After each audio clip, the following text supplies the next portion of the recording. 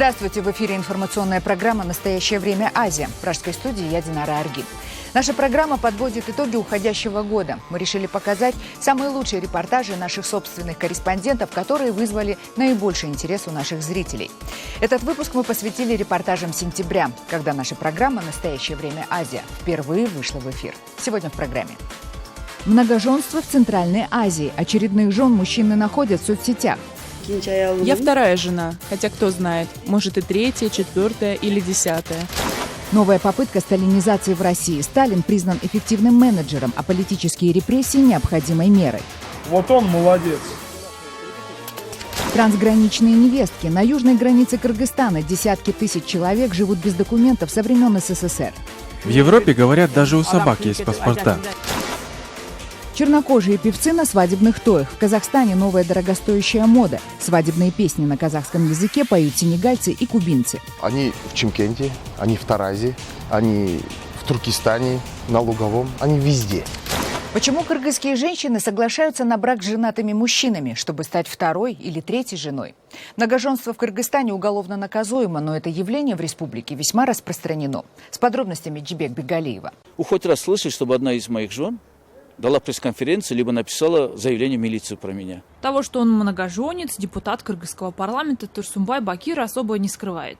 Сколько именно у него спутниц жизни, неизвестно. Бывший правозащитник держит это в тайне. Говорит, их не больше 8.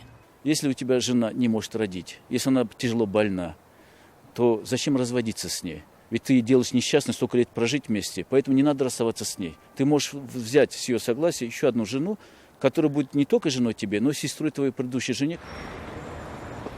Стать сестрой для остальных супруг депутата Нуриза не смогла. 2 года бывшая актриса была младшей женой Турсунбая Бакира. Рожала детей, носила платки и длинные платья в пол. А год назад развелась. Конечно, наверное, они ревновали. Я намного моложе их была. Но наверняка сказать не могу. Он относился ко всем женам одинаково. Если дарил какие-то подарки, то дарил всем. С 18-летней девушкой политик познакомился в Фейсбуке и почти сразу предложил ей руку и сердце. О том, что у него уже есть не одна, а несколько жен, Нуриза знала, но замуж все-таки пошла. И таких историй в Кыргызстане тысячи. Токолки, так их называют в народе. Вторые и третьи жены, без штампа в паспорте, с приходящими мужьями. Я вторая жена, хотя кто знает, может и третья, четвертая или десятая. Но главное, у меня есть муж, кыргыз причем. Он меня поддерживает, у нас есть сын. Некоторые не хотят рассказывать, а я могу. Роза Шакирова – известная в республике певица. Ведет светский образ жизни и свой выбор оправдывает далеко не религиозными взглядами. Лучше, чем выходить замуж за иностранца, быть 10-й женой кыргыза. Потому что надо увеличивать численность кыргызов. Нас и так мало. Сколько таких женщин хотели бы стать единственными женами, сказать нетрудно. Большинство. Для некоторых из них участь токолки не всегда приятна, а иногда и унизительна. Скандал вокруг ролика с участием бывшего муфтия Кыргызстана разгорелся больше года назад. Женщина на видео оказалась второй женой духовного лидера республики. Несмотря на то, что часть общества встала на защиту Рахматуллы Гембердиева, его жене пришлось пережить сильнейший стресс, а сам глава муфтията лишился поста. Было тяжело. В интернете много чего писали. Я сама читала. Говорили, проститутка, девушка легкого поведения. Но Господь все видит. Надеюсь, в судный день Он призовет к ответственности тех, кто это сделал. Многие эксперты связывают эту тенденцию с ростом уровня религиозности населения. Шариат, как известно, допускает наличие 4 жен. Однако, как заявляют в муфтиате, при этом должны быть соблюдены определенные правила, которые некоторые мужчины игнорируют. Как и то, что многоженство в Кыргызстане все еще уголовно наказуемо. Джибек Бегалиева, Азат Антумаков. Настоящее время. Бишкек, Кыргызстан. Джуги – так называют цыган, проживающих на территории Таджикистана. В республике их менее 1% населения. Как и столетия назад, они живут отдельными поселениями и занимаются не всегда законными, но доходными делами. Наш корреспондент Анушервон Арипов узнавал об особенностях жизни маленького народа.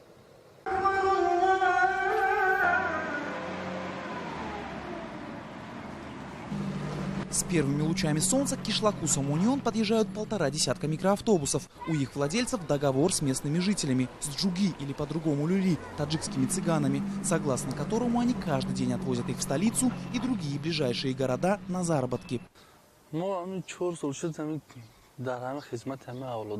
Я работаю водителем у джуги уже 4 года. Хорошо платят. Например, до столицы 3 саманис человека. Утром отвожу, а вечером в договоренном месте забираю и привожу сюда.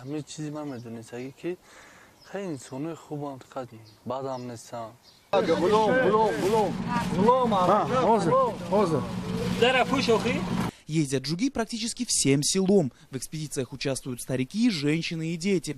В городах они занимаются попрошайничеством и ничего зазорного в этом не видят. Это почетная профессия, доставшаяся им от предков, прибывших несколько столетий назад из Индии. На этот счет у них даже есть легенда. Когда Всевышний раздавал людям их достаток, то и нашу часть отдал им. А то, что мы берем, принадлежит нам по праву. Не зря мы зовемся джуги, что в переводе означает «найди и возьми». У нас все серьезно. Даже специальная одежда есть для попрошайничества. Это широкое платье до пят и мешок, в который мы собираем пожертвования. Каждый выезд в город у джуги заранее распланирован. Часть попрошаек собирается у кладбищ и мечетей, занимает места на многолюдных улицах. Другие ходят по домам и квартирам. Чтобы достичь максимальной эффективности и покрытия и не заходить в один и тот же дом дважды, города поделены на сектора.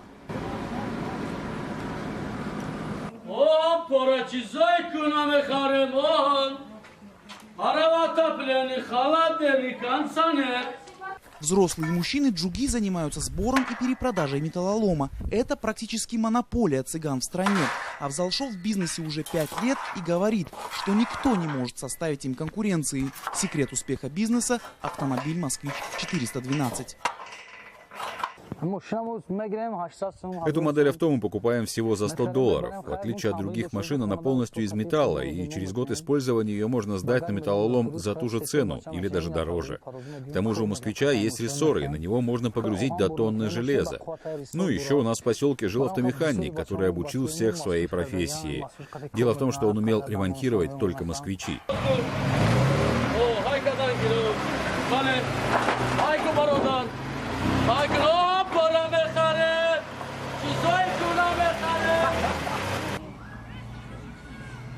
На заработки в город выезжают не все. Те, кто остаются в кишлаке, занимаются выпасом скота. В основном это дети и подростки, которые ходят в школу. Им нельзя далеко уезжать из поселка, чтобы не пропускать занятия.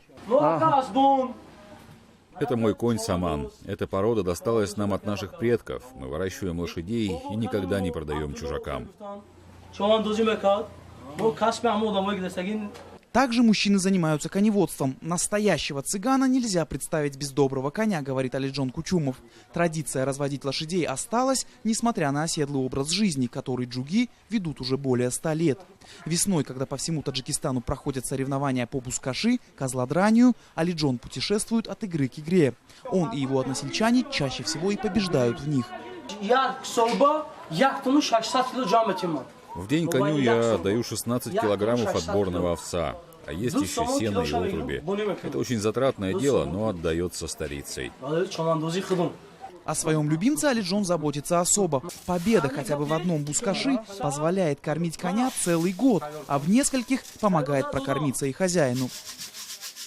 Раньше цыгане были знамениты своими золотыми украшениями. Ювелирное ремесло передавалось из поколения в поколение. Но за последние 40 лет умерли все ювелиры кишлака, так и не оставив учеников.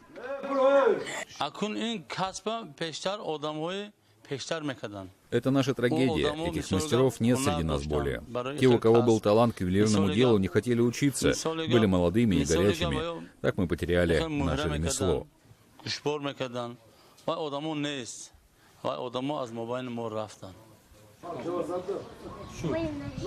В остальном джуги живут практически так же, как и другие таджикистанцы. Та же пища, плов, шурпо, лепешки. Национальная таджикская одежда, обычные для страны дома, традиции и обычаи. Но есть и свои мелкие, на первый взгляд, неразличимые детали. Вот эта девочка, наша соседка. Она приходит каждый день к нам и помогает убирать, ухаживать за скотиной, готовить. Ест тоже с нами.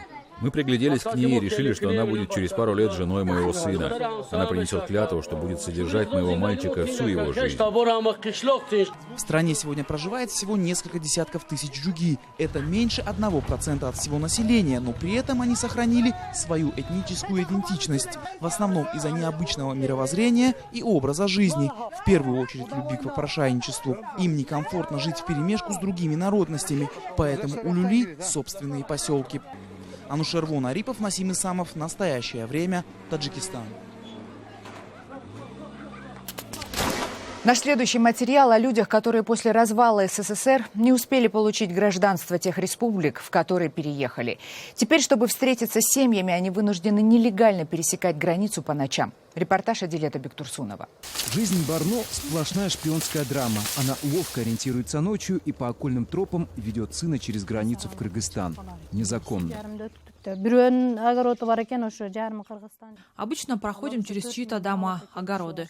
Конечно, не бесплатно. Отдаем по 3-4 тысячи сомов. Барно после замужества переехала к мужу из Кыргызстана в Узбекистан. Тогда, в советское время, границы между этими странами были условными. Пересекать территории можно было, не имея даже при себе документов. После развала Союза, когда страны обрели независимость, пограничный контроль был ужесточен. Барно, вовремя не получив гражданство, стала в Узбекистане нелегалкой. Прожив четверть века без паспорта, она словно человек-невидимка. Если поймают, то закроют. Я уже однажды попадалась. Продержали в тюрьме 2 суток. Еле откупилась. Скучаю по родным, вот и перебегаю иногда. В приграничных поселках у такой тенденции появилось даже название «трансграничные невесты». Чаще под этим словом подразумевает женщин из Узбекистана, вышедших замуж за граждан Кыргызстана и не имеющих действующих документов.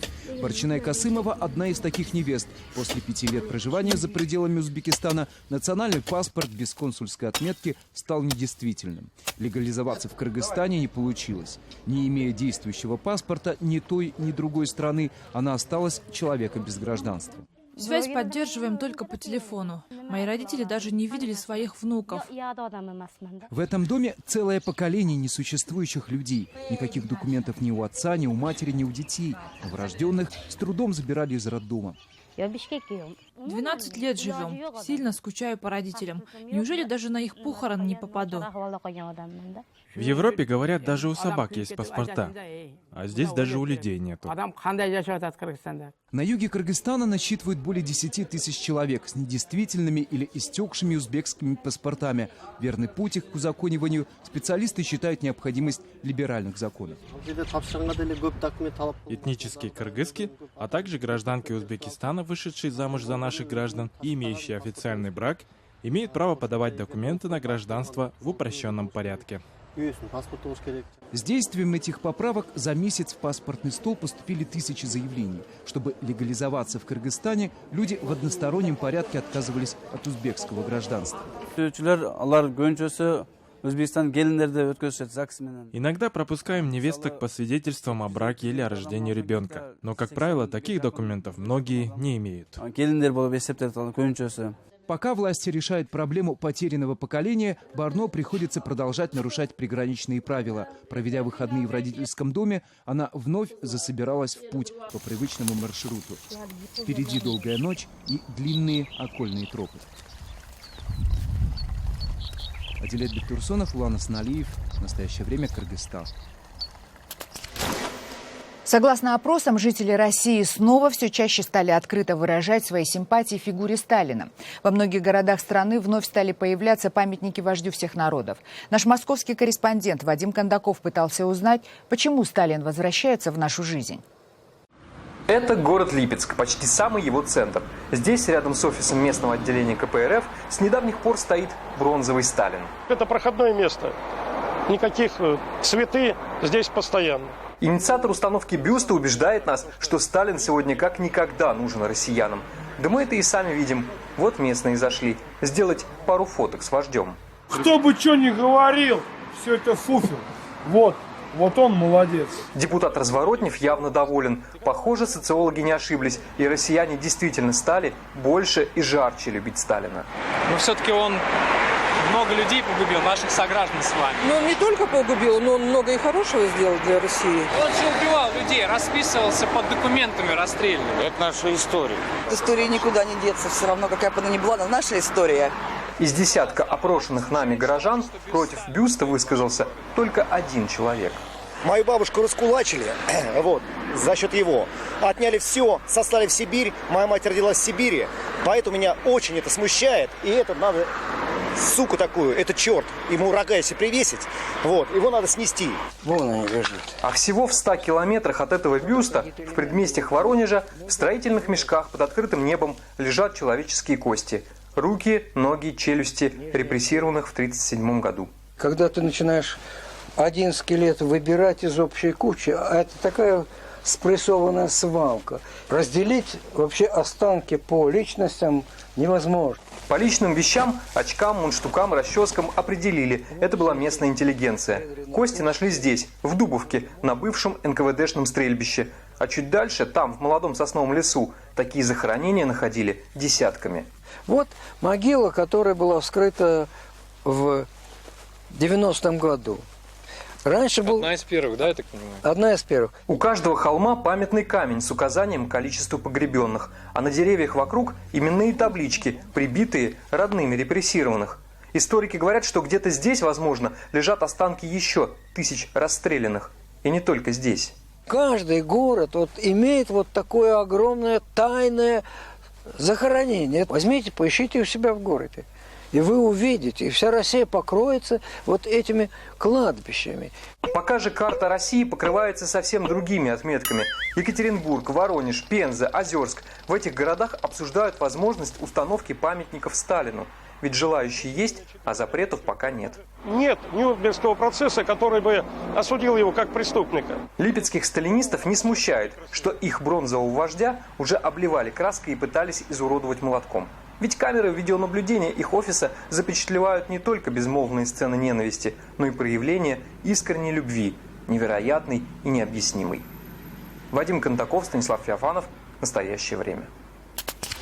В Кыргызстане решили противостоять радикальным исламистам с помощью соцсетей. Там приобщают имамов традиционного ислама к современным информационным технологиям, рассказывает Адилет Бектурсунов. Она насыту лугатуль арабия. Я забыл в арабском. О возможностях интернета все когда-либо слышали, но никогда не представляли, каким сложным окажется этот путь к просвещению. Ой, мы многого, оказывается, не знали. Честно говоря, тяжело запоминать некоторые функции в телефоне.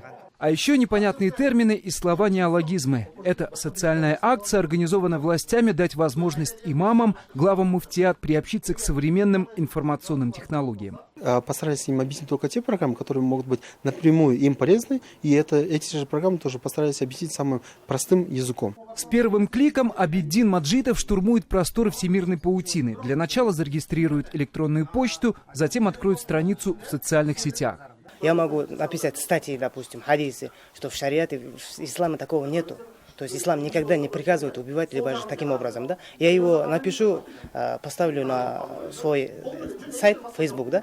И после этого, то сколько человек будет читать, от этого они будут распространять другим, да. И это большой польза это идет. Образовательная кампания в первую очередь посвящена борьбе с религиозным экстремизмом. Имамы учат тому, как уберечь молодежь от ложных идей радикалов, которые успешно вербуют людей через социальные сети. Сегодня на сайтах Одноклассники, Facebook, ВКонтакте зарегистрированы тысячи пользователей, активно призывающие молодежь к джихаду в Сирии и Ираке. Дела имамата – это очень важный, как бы сказал, роль имеет, потому что распространение информации, чтобы мы не поддались вербовке. На двухнедельных семинарах есть дисциплины по риторике. Имамов обучают вести доверительную беседу с молодежью о религии. Есть курсы и по тайм-менеджменту, где священнослужителей учат организовывать время молитвы таким образом, чтобы она не мешала работе. Имам, он может успевать делать всего хорошего, если он умеет рационально использовать свое время.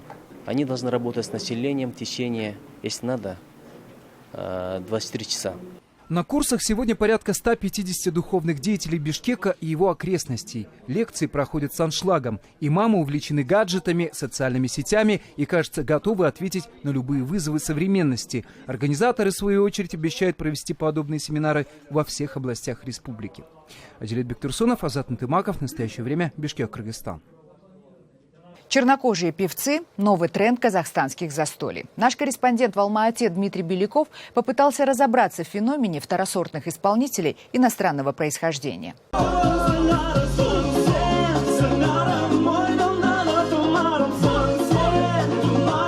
В небольшой алматинской студии музыканты из Кубы работают над новым треком. Звучит он на двух языках – казахском и испанском. Авторы песни – кубинская группа «Син Фронтера», что в переводе «без границ». Музыканты работают в Казахстане уже 6-й год. Приехали по приглашению одного из алматинских ночных клубов, а после, под руководством местного продюсера, атаковали отечественную эстраду. Я сам не сюда выбрал приехать. Меня сюда пригласили на работу. Но после некоторого времени, да, вот, нам понравилось, если честно. За время своего существования группа зарекомендовала себя на ниве той-бизнеса, и сегодня парни практически знамениты. График жестко расписан, не менее 4 выступлений в месяц. Их приглашают на центральные телеканалы, а с прошлого года Син Фронтера даже принимает участие в правительственных концертах.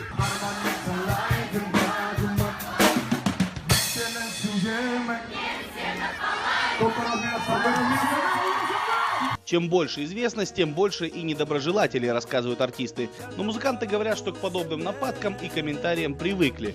Они считают, что им удалось пробиться до казахстанской эстраде не потому, что они экзотическая группа, а потому, что они предложили зрителям что-то интересное и новое. Есть очень много, допустим, иностранцев, которые не получилось как Син Фронтера сейчас. Есть много. Действительно, сегодня на казахстанской эстраде можно найти десятки предложений от иностранных артистов. Стандартный репертуар такого артиста – 2-3 популярные песни на казахском и русском языках, десяток каверов, перепевок и ломаное поздравление молодоженов или юбиляра.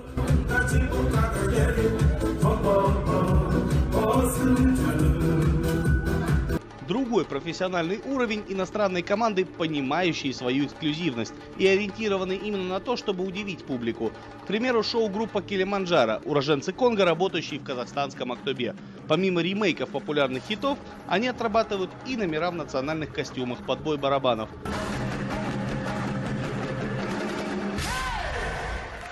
Они в Чимкенте, они в Таразе, они в Туркестане, на Луговом, они везде. Адильхан Масымханов – продюсер. Он говорит, что иностранные артисты популярны потому, что большинство из них работают в той ценовой нише, в которой невозможно встретить известного казахстанского певца или музыканта. Например, я, казах, делаю свадьбу. Конечно же, мне будет интересно пригласить иностранца, который поет на казахском языке.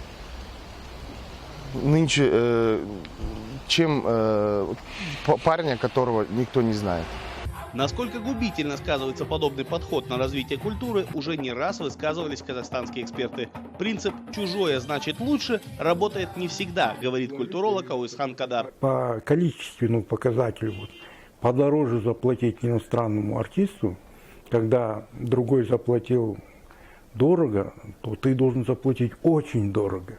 Син Фронтера готовит к выходу свой первый альбом. Основной упор в нем делается на совместные песни с казахстанскими звездами эстрады. На вопрос о будущем музыканты отвечают, что пока они востребованы в Казахстане, о нем можно и не задумываться. Дмитрий Беляков, Павел Ангельгард. Настоящее время. Мы подводим итоги уходящего года. Сегодня мы показали самые популярные репортажи сентября. Все наши выпуски вы можете увидеть на сайте karenTime.tv. Мы встретимся с вами завтра в это же время. Всего доброго.